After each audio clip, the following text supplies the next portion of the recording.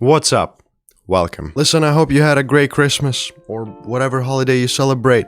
I didn't. I was sick for a week and a half, evident probably from my voice, which is why this video is coming out so late. But fear not, I am back, feeling a little bit better, feeling a bit more energized to sit down here in front of you and tell you all about my best albums of 2024. This video is going to be strictly my opinions, laid out in a form of a top 24 video, where I'm going to go from the 24 to number 1 and explain my each pick. Now, do know that these are based strictly on my opinions, so however many times I've listened to these albums, however much I love these albums, stuff like that goes into deciding why each album is higher than another. Feel free to disagree with me in the comments down below. I'll be happy to see your top 24s or at least top 5s in the comments down below. Let's do this. Let's see how long until my voice gives out. Let's start with this top 24 albums of 2024.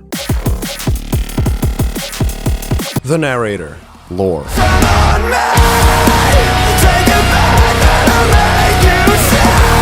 It took me a bit to get to the album, and when I checked it out, I was pleasantly surprised with what I've heard. A nice mix of modern metalcore with some more poppy choruses and by association, those big, memorable melodies all around. In general, this album is just one of those records that are easy to listen to from start to finish because of how well they're kind of flowing. Every single song here has a breakdown too, so you know, whether it's something you like or not, you're gonna have to decide for yourself, but I highly recommend you check out Lore by The Narrator, my number 24 pick of the list.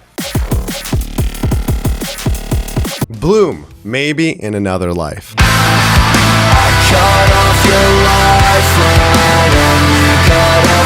This was one of the first albums I checked out this year. It came out all the way back January, February window of releases, and this left a pretty lasting impression on me. Being a more post-hardcore revival type album, it immediately stood out from a lot of other modern metalcore releases you might listen to this year. Some more melodic tracks as well as some more post-hardcore heavy tracks on the album as well, so there's a great deal of variety happening, and the vocals are great. I mean, in general, this is a really fun album for those of you who love that more melodic, hardcore, post-hardcore sound. It's certainly an amazing album. Bloom, Maybe in Another Life. Diamond Construct, Angel Killer Zero.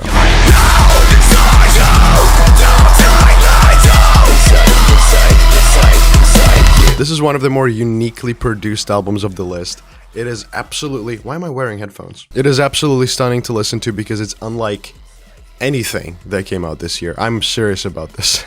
It is unlike anything else on this list. Again, I think a lot of it has to do with production, but a lot of it comes out also in the writing process as well, because it is a crazy mishmash of some distorted ass guitars, sometimes a bit cringy lyrics, but overall coming into this package of this over compressed mess of sounds that somehow delivers a listenable experience to the point where it's like, whoa, they created something fucking special here. But this is Angel Killer Zero by Diamond Construct. Really love this one. Grayscale Season, Feel Something New.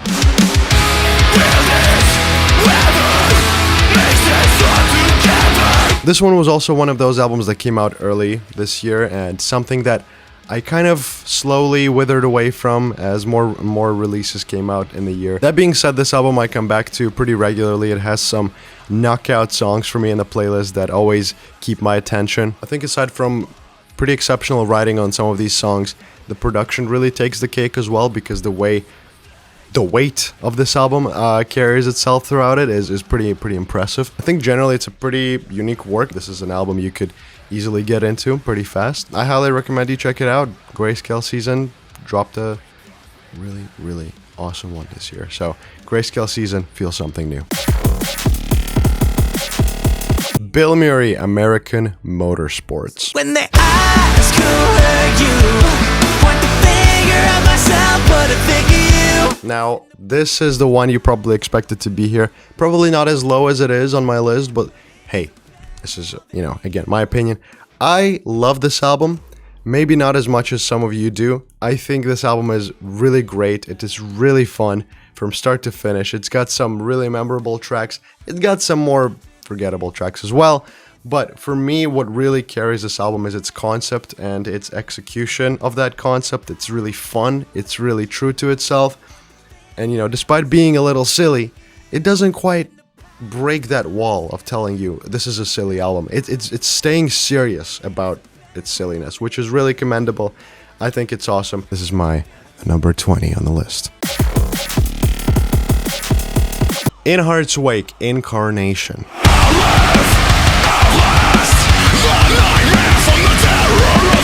Now, who expected that from In Heart's Wake? This album is very, very heavy from start to finish. They don't let up of that throttle pedal for a single second. It is heavy, it is hectic.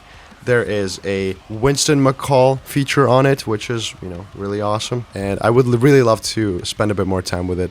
I don't think I've listened to it as much as I wanted to, but definitely recommend In Heart's Wake, Incarnation. My number 19 on the list. Graphic Nature, Who Are You When No One Is Watching? 'Cause I'm a different human when this kicks in. This is a special release because it is a second album, second year in a row for Graphic Nature, back to back. Really fast output from these guys, but this album, in a lot of ways, is absolutely a superior work to their previous one. It is a bit more of a conceptual work. It is a bit more of an emotional work. It's a really heavy record from start to finish. We have a lot of heavy this year. You know, this was a heavy year of 2024, and this album, specifically with its production, with its writing, with some of its breakdowns, what Graphic Nature has done here is quite unique of a representation of that heavy, aggressive sound in a way that feels quite fresh. So Graphic Nature, Who Are You When No One Is Watching? Deep work that deserves your listen, 100%. Void of Vision, What I'll Leave Behind. I am like everyone else. Now this one definitely gets some sentimentality points from me because this is the last work by Void of Vision, as they have announced. In fact, they are breaking up, which is really sad. And I think about it every day.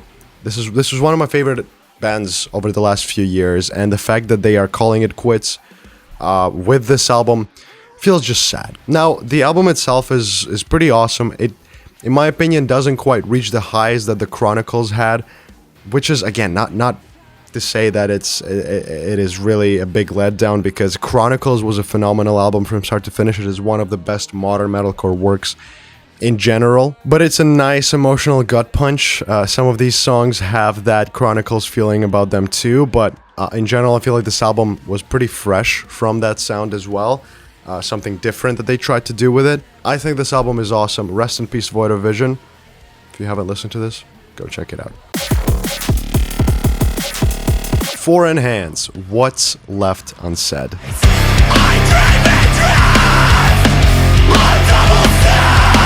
Now this is another revival work on this list. We've got quite a few post-hardcore revivals happening this year and last year. It's a pretty common trend, as you can probably see. Listen, this album is just such a throwback sound. It is so true to itself. It is so real sounding, pretty simple, and yet really impactful drops and breakdowns throughout it. I think it's a great listen for everyone who likes and enjoys post-hardcore sound. So if you haven't checked out Foreign Hands, please check it out. Foreign Hands, What's Left Unsaid. Wind Waker, Hyper Violence. Think about girls on white horses with angelic voices. This is another one of those albums that is just uniquely itself, because it is unlike anything else you might have heard in the year of 2024. I think it goes pretty crazy with its experimentation and its exploration of the hyper-pop sound. So if you're a fan of experiments, I think you're gonna love this one. If you are not a fan of it, maybe not so much, but still give it a try. Wind Waker did something pretty special here. They went into even a more crazier direction than they ever have been. So Hyperviolence, Wind Waker, number 15. Pretty great. Ocean Grove, Odd World.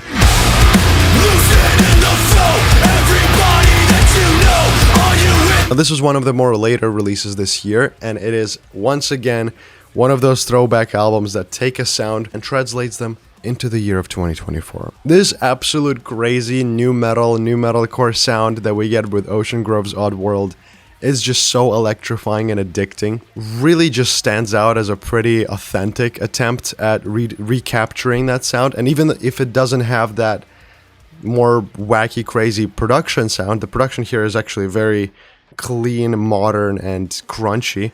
It sounds pretty fucking good. And the chanting, the choruses, some of the vocals, it is really just...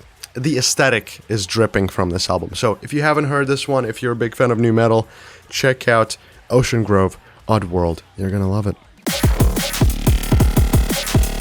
Knocked Loose. You won't go before you're supposed to. Suffocate!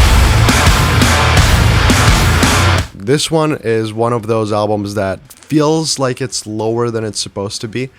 And once I'm gonna go through my top 10, you're gonna realize why.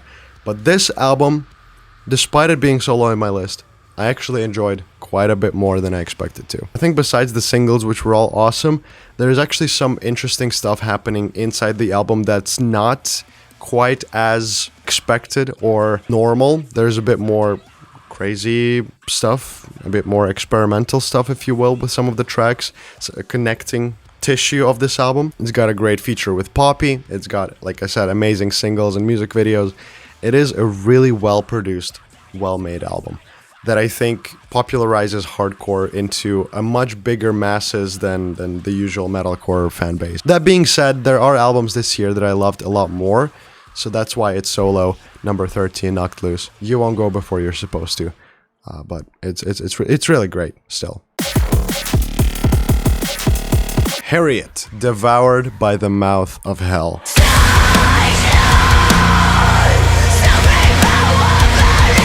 Now, if there's any album on this list that sounds like its name, it is this one, Harriet, Devoured by the Mouth of Hell. Absolutely monumentally heavy, disgusting work. There's something so mesmerizing about the songs on this album.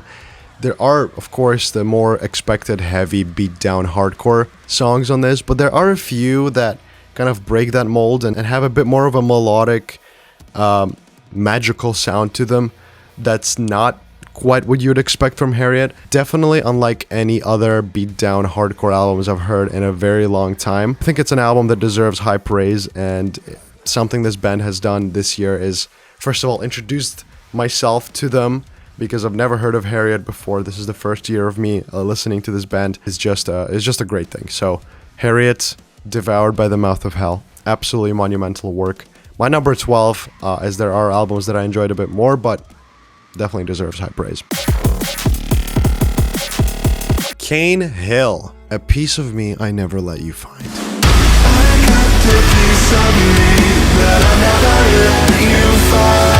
Now this was a surprising release. I haven't heard about Cane Hill in a very long time. They dropped an album all the way back in like 2019. Then they had like a little indie EP.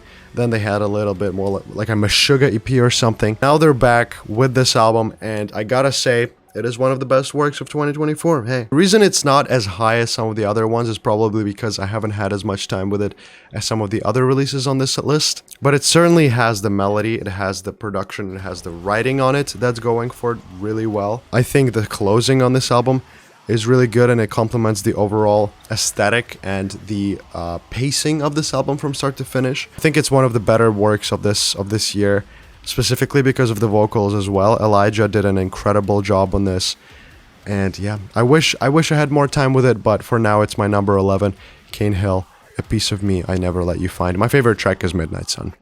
Go check it out. Cracking top 10 is Destroy, Rebuild, Until God Shows, with the album Until God Shows. God, you're a letdown. God, you're a letdown. I never thought that it'd be. This might be a surprising pick for some of you, but I really was impressed overall by the fact that this is the type of album that ends up in my top 10. It's a very experimental work, playing a lot with pop, playing a lot with those poppy elements, entering metalcore. It's by no means a groundbreaking concept, but the way it's done here I thought was really spectacular. Craig Owens is really an amazing producer and the vocalist here, and he showcases those skills really well on this album. I think it's like a bag of candy, really. You put your hand in, you take a candy out, you don't know what it is, you take a look at it, you eat it, it's one thing.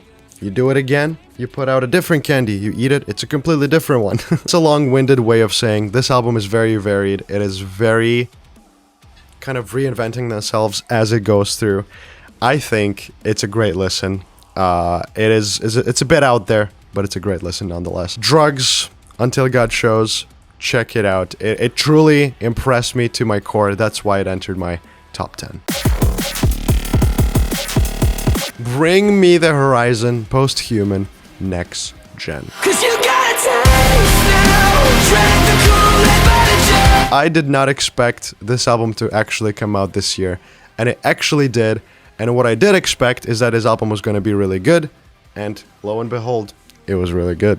This album encapsulates the concept to its fullest extent, and the fact that this is the first album without much of Jordan Fish in it, it really kind of shows, in a sense, because it's a bit more of a wacky, crazy, production-wise album. I think what they've set out to do was to impress the listener with the next-gen feeling, and I think they've accomplished that pretty well, at least with me. While it's not the best Bring Me the Horizon work of the past few albums, I still think it deserves its place in my top 10 this year, because it, again, impressed me much more than I expected it to, and that's worth something, I guess.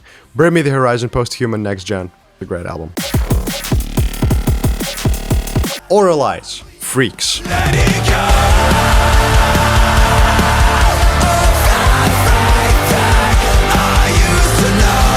Now, this is one of those albums that just comes out of nowhere from a band you've never heard before, and it destroys, man. Looking at this list, I would probably put this even higher, but this impressed me so much from start to finish. The quality of this album, the presence that it has with its production, it really just shines really bright colors. Every single track on this album has its own thing.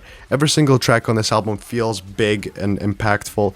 I think if you listen to this album, if you've never heard of this band before, you're gonna find a few playlist staples just from it alone. I think boldness needs to be celebrated, and this album, if nothing else, is bold. So please take a time, check out Oralize, Freaks if you haven't done so already. This is one of the best albums this year, and that's why it's pretty high on my list. Oralize, Freaks, check it out. Alpha Wolf, Half Living Things. This is Alpha Wolf, motherfucker! You and I! This one, going into it, I wasn't expecting to absolutely love it, put it at my top one of the year or something like that. But genuinely listening to it for the first time, I think you can see this, especially in my reaction to this album, I was pretty impressed, and I was ready to consider this album for my album of the year conversation immediately. It had something that a lot of other Alpha Wolf works might not have had as much, which was variety.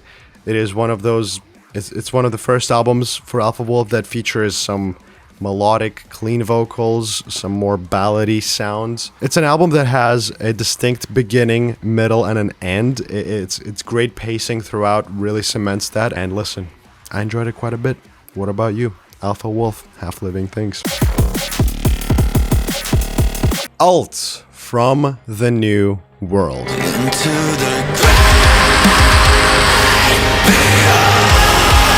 This album was everything I expected it to be. It was a logical continuation of Alt's Thal metalcore fusion sound. It's a work that feels absurdly short for what it is, but throughout that short runtime, it delivers an absolute amazing devastation by that Thal metalcore fusion.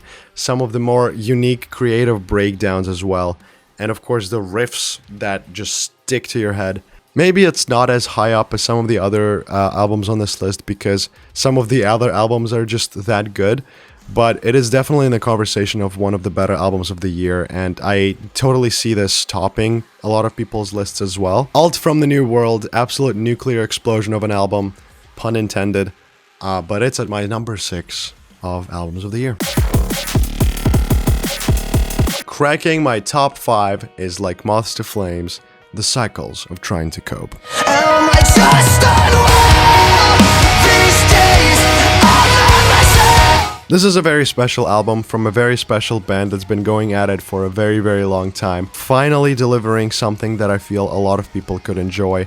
Despite it being its chaotic self, there's a lot to really, really love about this album, but I think if I had to pick one thing, it would be its emotional side. Despite being all this heavy, chaotic, technical metalcore with riffs that, you know, make you feel worthless because you can't play those on your guitar, it still carries a great deal of emotional undertone of deep thoughts and lyrics that go into this. I always knew I was gonna love it, but I just didn't know how much I actually ended up loving it. I think once again, a tale as old as time with like Moths to Flames. This album got quite overlooked, but I highly recommend you check out The Cycles of Trying to Cope. It is one of the strongest works by like Moths to Flames in general, but specifically this year as well, in 2024. Like Moths to Flames, The Cycles of Trying to Cope, my number 5. Imminence, The Black.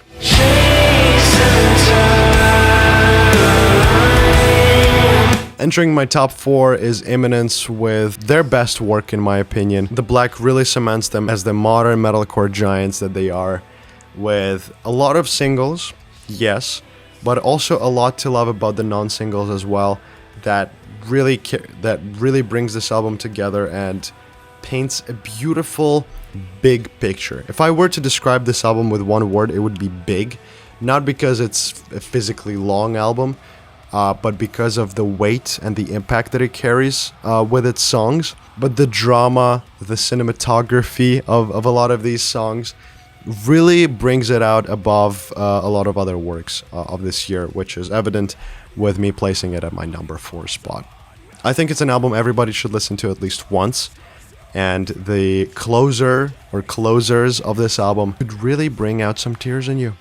And not because it's necessarily super sad, but because that music is just beautiful. Imminence, The Black, one of the best works this year, and my top 4 of top 24 albums of 2024. Inertia, Second Shadow. It's getting harder just to feel something, but I don't wanna live this way. Now, you might think, Bogdan, why did you put this album at your top 3 spot? Why is this one of your most loved albums of 2024? And I'll tell you, it's good. It's very good. Inertia managed to drop an album that's, on the first glance, is your typical verse, chorus, cookie cutter, generic, modern metalcore sound album. But if you dig deeper, if you actually listen to each song with the proper attention it deserves, you're gonna be surprised by the amount of quality in the writing, in the production, and especially in those goddamn vocals. There's something really special about this album. It really just is paced phenomenally from start to finish, every single track flowing into each other. It feels like you're listening to one continuous song. But I think the overall package built here with the guitar work, with the drums, with the beautiful production kind of wrapping it all up together is what magically put this album up so high on my list. I never realized how much I actually listened to this until I looked at my stats at the end of the year, and it just makes sense. It just makes sense that something I've unconsciously listened to so much ended up being one of my most liked albums of 2024. Don't be surprised. I'm sure if you actually properly listen to this album, give it the attention it deserves, you're gonna agree with me as to why this album is so high up. Inertia, Second Shadow, my top 3. Number 2, 156 Silence, People Watching. I don't buy this. This is an absolute triumph in concept, in music writing, and especially the cover art design. Holy shit, this is crazy. I was long considering this and some other mystery album that's coming up as to what is my album of the year. It hasn't happened in a long time because last year we had Heavener, which was my pretty distinct winner from the rest of the albums. The year before we had The Devil Wears Prada, which again was a pretty distinct winner. This year it was between this album and the other one, which we'll talk about shortly. But what I loved so much about this album is just how different it felt from a lot of other releases. It felt fresh. It had this mysterious, dramatic, and disturbing aura around it that really helped carry it above all else. The production is shining really, really bright here, again bringing out that disturbing vibe.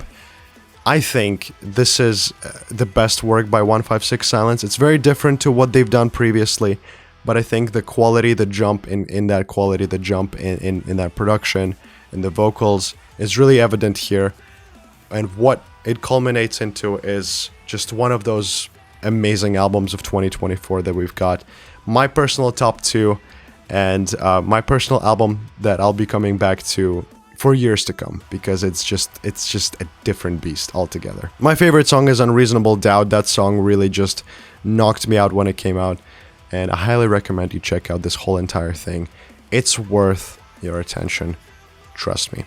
People watching 156 Silence. And my highest rated, most listened to, favorite album of 2024 is Boundaries.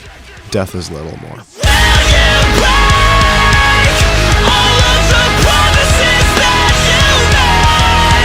This is that other album that I was talking about. This was the album I was deciding between Boundaries, 156 Silence to be my AOTY. And I think these last few weeks I really dug into it and decided for myself that Boundaries was in fact the album that just deserves the AOTY spot for me. This album is just an absolute slam dunk in terms of its sound, in terms of its message, in terms of its overall impact and delivery. It is an extremely heavy album, like extremely heavy album from start to finish. This album transcends genres. You can't really name it distinctly hardcore or metalcore. It's its own thing, and it does it exceptionally well. Some of the best riffs, some of the best breakdowns, even some of the best choruses, which is not something you would really expect from this album, are in Boundaries, Death is Little More. This is an album that made me think the most. This is an album that made me throw down the most. This is the album that made me headbang the most. This is just an absolute triumph in this like modern metalcore world that we have of verse chorus. This being the best album just makes sense because it's so different. It's pushing the envelope, and it's shining brighter than any other album in 2024 for me. Again, it was close with 156 Silence, but I feel like just the impact that this album had initially, I mean, just watch my reaction to it, it just makes sense to put this up as my top album of 2024. I'm sure a lot of you will share that sentiment in the comments down below, so please let me know. But this is definitely my favorite album of 2024. So excited to see what they do next, because how can you possibly top this? I don't know. But for now, we don't have to think about that, because we have Death is Little More by Boundaries. There you go, my AOTY. And there you have it. That's my top 24 albums of 2024. There's so many more I could have fitted here. Being as an Ocean is an album that I recently just thought about, and I realized I didn't have space for it here, but it's also a great one.